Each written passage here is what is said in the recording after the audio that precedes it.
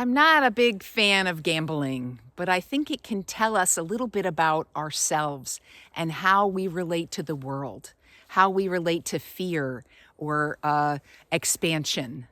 My husband's work party was this last week, and it was a casino night. And I am not a big fan of gambling. And I was like, okay, casino night. At least there'll be good food.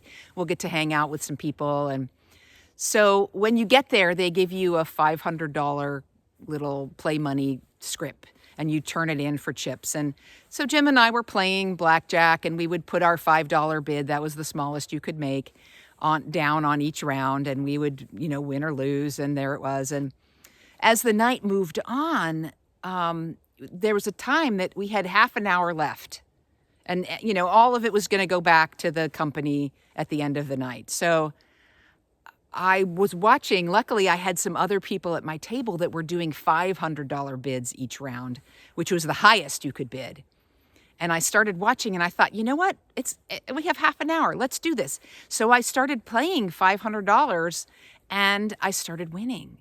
And at the end of the night, in the half an hour, I had made $8,400 in chip worth. And when it was cashed in, I won second place in the whole, 100 plus people that were there that night because I was willing to risk. And I'm not saying this is about gambling. I'm not suggesting that you go somewhere and, waste your money gambling. But in this, it made me think about how much I'm investing in my own life. Am I doing those art craft projects? Am I sending the email or the letter to my loved ones that reminds them how much I love them when I'm thinking about them? Am I taking a risk to make a phone call that I'm nervous to make? Am I reaching out to the person that in the grocery store line at this really stressful time of shopping right before Thanksgiving? And of course, this whole next month or 3 weeks will be intense as well. Like, how invested am I in life? How giving am I? How much am I willing to put down on the table that is this physical experience?